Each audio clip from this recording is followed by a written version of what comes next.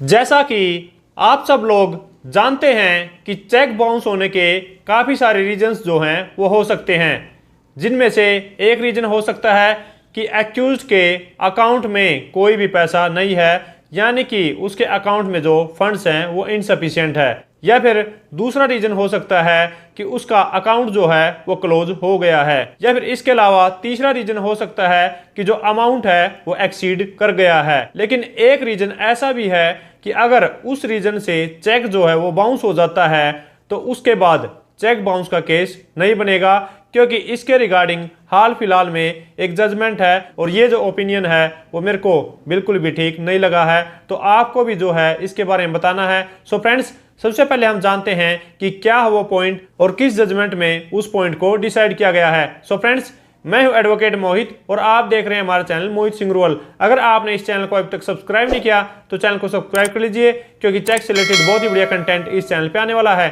So friends, बिना किसी देरी के चलिए वीडियो शुरू करते हैं।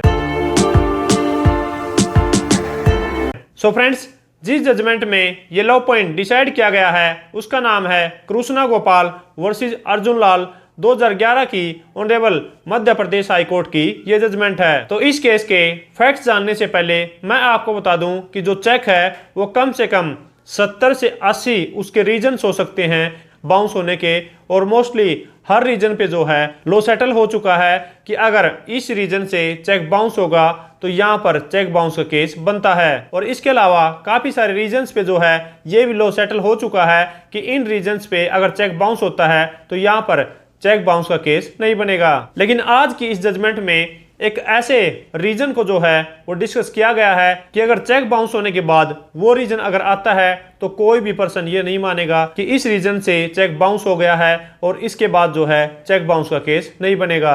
लेकिन ऑनरेबल मध्य प्रदेश हाईकोर्ट की तरफ से ये एक शॉकिंग जो जजमेंट आई है और शॉकिंग जो फैसला आया है कि अगर चेक जो है इस रीजन से बाउंस होता है तो यहाँ पर कोई भी केस नहीं बनता। सो फ्रेंड्स, अब हम इस केस के जो है वो फैक्ट्स जान लेते हैं कि इस केस में क्या हुआ था। तो इस केस में दो पार्टी के बीच में एक पैसों का लेन देन था और उस पैसे के लेन देन को उतारने के लिए जो है एक पर्सन के द्वारा दूसरे पर्सन को जो है वो एक चेक जारी कर दिया गया, और जब वो चेक उस पर्सन ने अपने बैंक में लगाया तो वो जो चेक है वो बाउंस हो गया डिफरेंस ऑफ सिग्नेचर की वजह से, यानी कि उसमें सिग्नेचर जो हैं वो डिफर आए। तो यहाँ पर ये चेक बाउंस होने के बाद कंप्लेनेंट ने आरोपी के खिलाफ जो है एक लीगल नोटिस जारी कर दिया।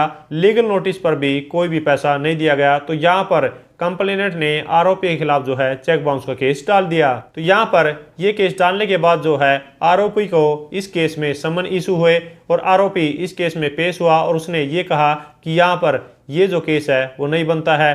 तो यहाँ पर ट्रायल कोर्ट से ये जो मैटर है चलते चलते पहुंच गया honourable Madhya Pradesh high court के पास, और honourable Madhya Pradesh high court में दोनों पार्टीज की तरफ से काफ़ी सारे आर्गुमेंट हुए। कंप्लेनेंट की तरफ से ये आर्गुमेंट थे कि इसने इतना अमाउंट जो है वो पे करना है, और इसने जब ये चेक दिया है ये जो चेक है वो बाउंस हो गया है, और बाउंस होने के बाद मैंने इसको लीगल नोटिस भी दिया है। और इसके अलावा मेरे फेवर में प्रिजम्पशंस भी जो हैं सेक्शन 118 की और सेक्शन 139 एनआई एक्ट की वो अराइज होती है, और अगर चेक जो है वो डिफरेंस ऑफ सिग्नेचर की वजह से बाउंस होता है तो भी चेक बाउंस का केस जो है वो बनता है। और यहाँ पर आरोपी के द्वारा ये आर्गुमेंट थे कि मैंने इसका कोई भी अमाउंट जो है वो नहीं देना है, इसने मेरा चेक जो है वो मिसयूज किया है, और ये जो चेक है वो डिफरेंस ऑफ सिग्नेचर की वजह से बाउंस हुआ है, तो मेरे खिलाफ कोई भी चेक बाउंस का केस नहीं बनता। तो मेरे को जो है इस केस से बरी किया जाए या फिर मेरे खिलाफ जो ये केस है इसको ख़त्म किया जाए।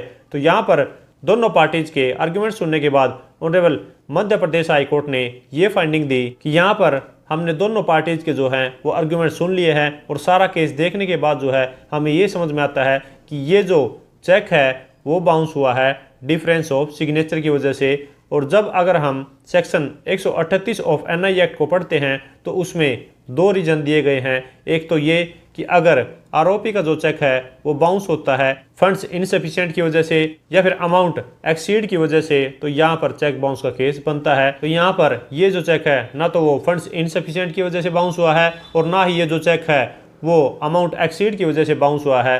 तो ये जो चेक है वो बाउंस हुआ है डिफरेंस ऑफ सिग्नेचर की वजह से। तो यहाँ पर सेक्शन 138 NI एक्ट का कोई भी ऑफेंस जो है वो नहीं बनता है और एक्यूज के खिलाफ कोई भी चेक बाउंस का केस नहीं बनता है। तो इस जजमेंट पर, इस ऑर्डर पर मेरा ओपिनियन ये है कि ये जो जजमेंट है या फिर ये जो ऑर्डर है वो ठीक नहीं दिया गया है, क्योंकि अगर ऐसा होने लग गया तो हर पर्सन जो है वो अपने चेक पर अलग सिग्नेचर जो है, अलग से डिफरेंट सिग्नेचर जो है वो करके देगा, ताकि उसका चेक जो है वो सिग्नेचर डिफर की वजह से बाउंस हो और उसके खिलाफ कोई भी चेक बाउंस का केस ना बने। तो इस जजमेंट पर आप लोगों का क्या ओपिनियन है? आप भी अपने ओपिनियन को जो है वो कमेंट बॉक्स में जरूर लिखिएगा। सो फ्रेंड्स, आशा करता हूं कि आप लोगों को इस जजमेंट से, इस वीडियो से कुछ ना कुछ सीखने को मिला होगा।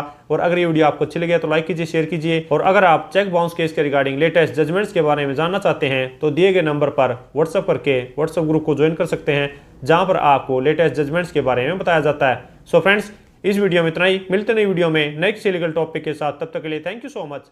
Bye bye.